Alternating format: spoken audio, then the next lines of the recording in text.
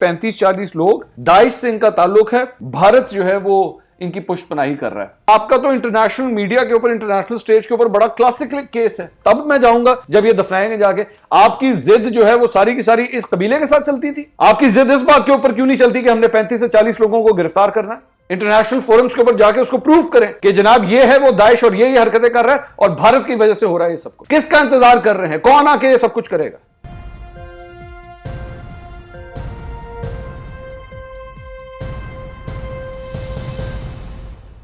अस्सलाम वालेकुम नाज़रीन, मैं हूं मंसूर अली खान। अपने YouTube चैनल के ऊपर आपको खुशामदीद कहूंगा। नाज़रीन, आज से चंद दिन पहले मेरे कप्तान इमरान खान साहब ने चंद यूट्यूबर्स को और डिजिटल मीडिया के लोगों को एक अदद मुलाकात की। मैं इसको मुलाकात ही कहूँगा। अब से कुछ देर पहले उसको मुख्तलिफ नेशनल टेलीविजन के ऊपर जो है वो जो प्राइवेट मीडिया है उसके ऊपर नशर भी किया गया। यूट्यूब के ऊपर भी वो मौजूद है, अगर आप वहाँ जाके देखना चाहें। तकरीबन 1 घंटा 5 मिनट का वो इंटरव्यू है। अच्छा, वो तकरीबन जितने भी लोग बैठे हुए थे, पहली बात तो इसको मैं इंटरव्यू नहीं कहूँगा।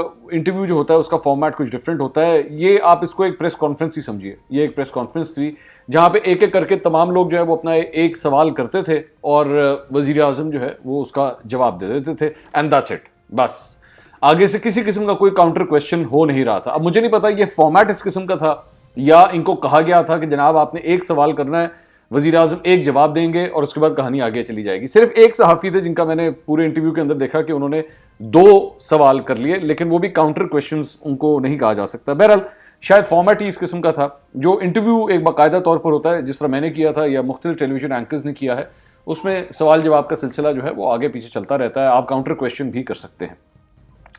पूरा इंटरव्यू मैंने देखा। अब वो चूंकि काउंटर क्वेश्चंस नहीं थे उसके अंदर, तो या तो शायद वहाँ पे किसी ने ये कोशिश नहीं की या उनको कहा गया था कि आपने काउंटर क्वेश्चन नहीं करने। लेकिन इतनी ज़्यादा चीज़ें थी जो जिसके ऊपर बेसिकली उनसे सवाल किया जा सकता था, लेकिन किसी ने शायद किया नहीं, या तो जो अगले बंदे की बारी आई उसने भी नहीं कहा कि जनाब थोड़ी देर पहले जो आपने बात की है इसके अंदर तो तजाद पाया जाता है। बहरहाल अच्छा, जो चीज़ें मैं एक एक करके आपको पिन पॉइंट करने लगा हूँ वो आपने नोट करनी है, ठीक है? एक चीज़, सबसे पहली चीज़ उन्होंने फरमाया कि जनाब 4 हलकों के हवाले से हमने बात की थी 2013 के जब इंतखाबात हुए थे, और वो 4 हलके जो हैं वो बाद में जाके उनमें धांधली साबित हो गई। गलत। उन 4 हलकों में धांधली साबित नहीं हुई थी। उन 4 हलकों में बेज़ाब्तियां हुई थी, जो कहा गया था कोर्ट की जानिब से, और उसके बाद वहां पे भी इलेक्शंस हुए थे।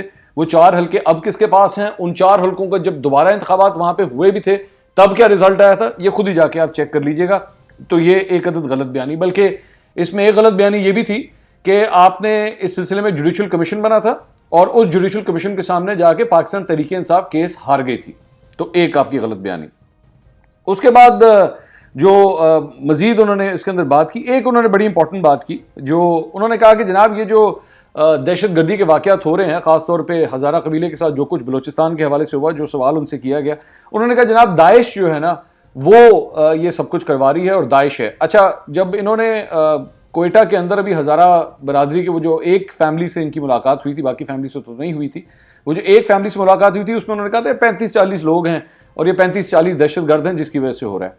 अब मेरा सवाल ये है कि ये 35, एक जगह आप कह रहे हैं 35-40 लोग हैं जिनकी वजह से सब कुछ हो रहा है और दाइश हैं दरअसल में ये सब कुछ कर रहे हैं, तो और इनकी भारत जो है वो पुष्टपनाही कर रहा है। अब अगर ये पूरा फॉर्मूला अगर आपका एक्सेप्ट किया जाए ना कि 35-40 लोग, दाइश से इनका ताल्लुक है, भारत जो है वो इनकी पुष्टपनाही कर रहा है, आप ये कह रहे हैं कि आपकी हुकूमत 35-40 दहशतगर्दी संभाल सकती? इस मुल्क में 35-40 दहशतगर्द जो हैं जिनका दाइश से ताल्लुक है, जिसकी भारत पुष्टपनाही कर रहा है, आपसे वो नहीं संभाले जा रहे? किसी ने इनसे इस बारे में क्वेश्चन नहीं किया कि जनाब ये क्या माइंडसेट है। अच्छा, दूसरी बात ये कि दाइश का मतलब है आईसिस की ये बात कर रहे थे, तो आईसिस जो है ये तो पूरी दुनिया के अंदर जो है विलन के तौर पे जानी जाती है। मैं तो हार्डली मैंने अभी तो कोई ऐसा मुल्क देखा है जिसने कहा हो कि जनाब दाइश जो है जो काम कर रही है वो बिल्कुल ठीक कर रही है। तो आपका तो इंटरनेशनल मीडिया के ऊपर, इंटरनेशनल स्टेज के ऊपर बड़ा क्लासिक केस है। आप जाके इस बात को प्रूव करें कि जनाब आईसिस जो है वो उसकी पुष्टपनाही भारत कर रहा है, ये तो ऑटोमेटिक विन है आपके लिए। इतना बड़ा अगर आपका केस है तो आप इस वक्त रुके किस चीज के लिए हुए हैं, इंतजार किस बात का कर रहे हैं? आपका पूरा दफ्तर खारजा क्या काम कर रहा है बैठ के?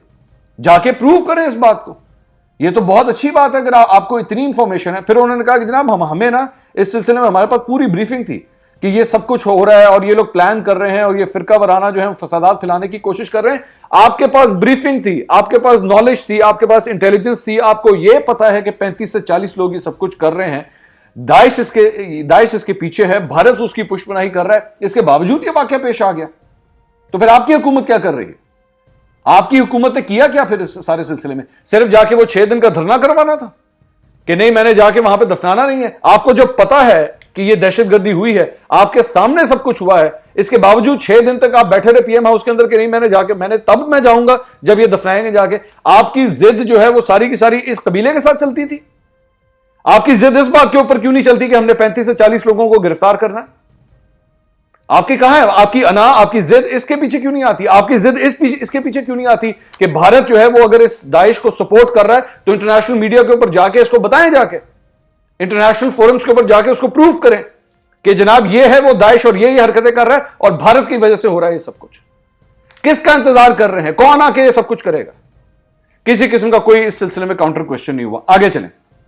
उसके बाद एक बड़ी इंटरेस्टिंग बात जो मैंने नोट की, फरमाते हैं बलूचिस्तान के ऊपर, वो फरमाते हैं बलूचिस्तान में वो कहते हैं कि जनाब आज तक जितनी फेडरल गवर्नमेंट्स है ना, उन्होंने जो है वो बलूचिस्तान के ऊपर जो है वो इन्होंने कभी कोई काम नहीं किया और तवज्जो नहीं दी। ठीक है। और सबसे जो इंटरेस्टिंग बात जिसके ऊपर बेसिकली जब मैं सुन रहा था तो मेरा कहका निकल गया, वो ये था कि जनाब ये जो बलूचिस्तान का सरदारी सिस्टम है ना, जो सरदारी निजाम है, ये दरअसल में यहां पे रिफॉर्म्स नहीं होने देता, ये यहां पे जो है वो काम नहीं होने देता। बात आपकी बिल्कुल दुरुस्त है, बात आपकी बिल्कुल 100% दुरुस्त है, क्योंकि मेरा खुद भी ताल्लुक है बलूचिस्तान से, मेरा एक फैमिली जो है वो उस साइड से मिलती है, तो बात आपकी बिल्कुल दुरुस्त है। लेकिन फिर हैरानगी पता है किस बात की होती है? हैरानगी इस बात की होती है कि जाके ना जरा गूगल करें, जाके गूगल करें और जाके निकालें कि पीटीआई बलूचिस्तान का सदर कौन है इस वक्त, पाकिस्तान तहरीक इंसाफ बलूचिस्तान का सदर कौन है इस वक्त, बलूचिस्तान असेंबली के अंदर इस वक्त पाकिस्तान तहरीक इंसाफ का पार्लिमानी लीडर कौन है? नाम पता क्या है उसका? सरदार मोहम्मद रिंद, सरदार यार मोहम्मद रिंद। एक और सरदार, एक जगह आप सरदारी सिस्टम को जो है बुरा भला कहते हैं और एक और सरदार को ही बैठ के आपने अपना पार्लिमानी लीडर बनाया हुआ है बलूचिस्तान के अंदर, और वो सरदार यार मोहम्मद रिंद। इसकी सरदार यार मोहम्मद रिंद साहब की जरा आपको थोड़ी सी मैं बताऊं माशाल्लाह जो उनकी एसेट्स हैं वो क्या हैं। 14,000 एकड़ ज़रई जमीन, सरदार यार मोहम्मद रिंद की 14,000 एकड़ ज़रई जमीन डिक्लेयर्ड है। ये जो डिक्लेयर की हुई है, ये मैं वो आपको बता रहा हूं जो इलेक्शन कमीशन के खातों के अंदर मौजूद है। सरदार यार मोहम्मद रिंद 2 करोड़ का उनके मुताबिक कोयटा में उनका घर है, 3.5 करोड़ का एक घर इस्लामाबाद के अंदर है, 646 तोला सोना उनके पास है, 3 करोड़ की 4 गाड़ियां इस वक्त उनके पास हैं। ये हैं सरदार यार मोहम्मद रिंद। उसी सरदारी निजाम जिसकी आप बात कर रहे थे ना, ये एक सरदार हैं। एक बात, आपकी बलूचिस्तान की काबीना के अंदर इस वक्त 3 सरदार बैठे हुए हैं, 3 सरदार, जिसमें से एक ये सरदार यार मोहम्मद रिंद है और 2 और सरदार हैं। ये वही हुकूमत है, बलूचिस्तान अवामी पार्टी की वही हुकूमत है जिसके साथ अलायंस में बैठे हुए हैं। ये है बलूचिस्तान की काबीना के अंदर सरदार, जो आप फरमाते हैं ना कि ये सरदारी निजाम जो है ना वो उसने बड़ा खतरा। आपने सरदारों को प्रमोट किया हुआ है, आपने पाकिस्तान तहरीक इंसाफ बलूचिस्तान का सदर बनाया हुआ है एक सरदार को, और आप कहते हैं सरदारी निजाम जो है वो खराब है। सरदारी निजाम बिल्कुल खराब है, लेकिन आपने क्या किया है सरदारी निजाम को खत्म करने के लिए? आगे चलिए।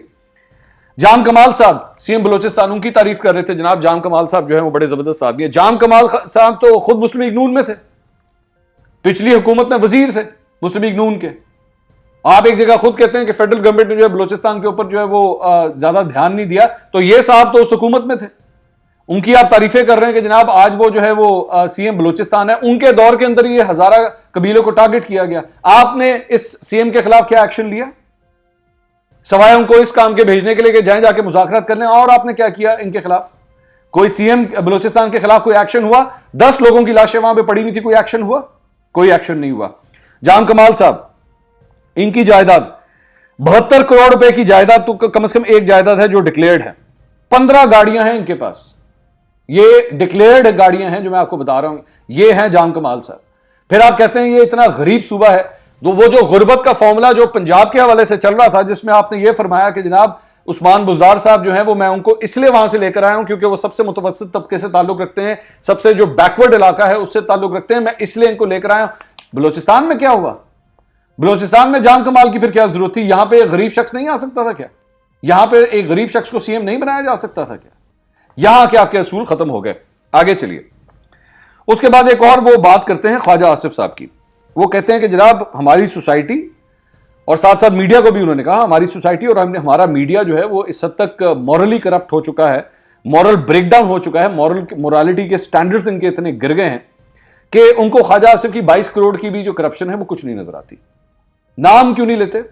बताएं, आपसे किस एंकर ने कहा है कि जनाब सिर्फ 22 करोड़ की करप्शन है? किसने कहा आपको कि 22 करोड़ की करप्शन कुछ नहीं होती? नाम लेना, बताइए कौन है वो एंकर जिसने आपको ये बात कह दी कि जनाब 22 करोड़ कुछ नहीं? मैं तो बहुत 22 करोड़, मैं तो 22 लाख की करप्शन को ना छोड़ू, आप 22 करोड़ की बात करते हैं।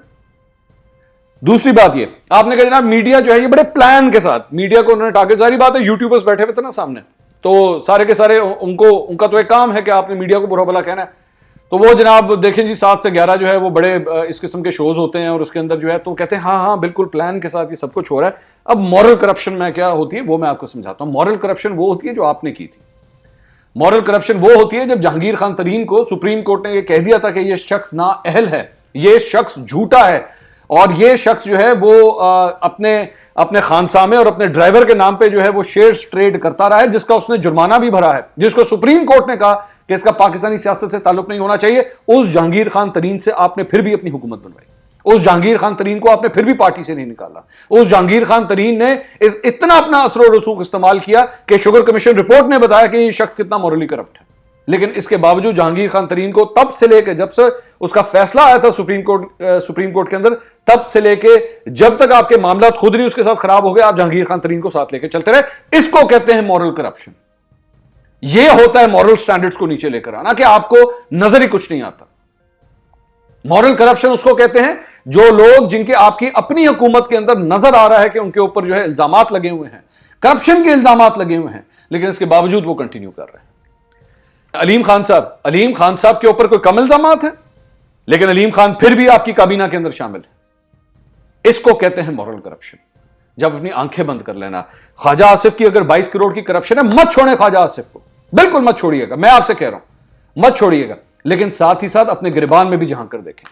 वो जो सारे के सारे लोग आपके सामने बैठे थे, उनको चाहिए था आपसे काउंटर क्वेश्चन करते, आपसे पूछते कि जनाब ख्वाजा आसिफ बिल्कुल ठीक है, आपने बिल्कुल सही कहा, नहीं छोड़ना चाहिए, तो जहांगीर तरीन उनके बारे में कुछ नहीं। आगे चलें। उसके बाद ये फरमाते हैं कि जनाब ये फौज को ये कहने की कोशिश हो रही है कि आप एक इलेक्टेड हुकूमत को गिरा दें। ये जो पीडीएम है, ऑपोजिशन की जमातें हैं, ये कोशिश कर रही हैं कि आप फौज को कन्विंस करने की कोशिश कर रही हैं कि आप इस इलेक्टेड हुकूमत को गिरा दें। बताइए कहां पे ये कहा गया है? बताइए मुझे, बताइए कि कहां पे फौज को ये कहा गया है ऑपोजिशन जमातों की जानिब से कि आप इस हुकूमत को गिरा दें। एक बयान मैं जरूर सुनना चाहूंगा, मैं ऐसा कोई बयान सुनना चाहूंगा, क्योंकि शिबली फराज साहब से मुझे यह बात याद है, हामिद मीर साहब का प्रोग्राम था और हामिद मीर साहब ने एग्जैक्टली यही सवाल उनसे किया था कि बताइए ऑपोजिशन ने आपको ये कहां पे बात कही है कि जनाब आप फौज को ये कहा हो कि इलेक्टेड हुकूमत को गिरा दें। तो उनके पास इसका कोई जवाब नहीं था। मुझे इंतजार रहेगा, अगर आप लोग ये मेरी बात सुन रहे हैं तो जरा मेरे साथ भी उनका कोई ऐसा क्लिप शेयर कीजिएगा जहां पे ऑपोजिशन ने फौज को कहा हो कि आप इस हुकूमत को गिरा दें।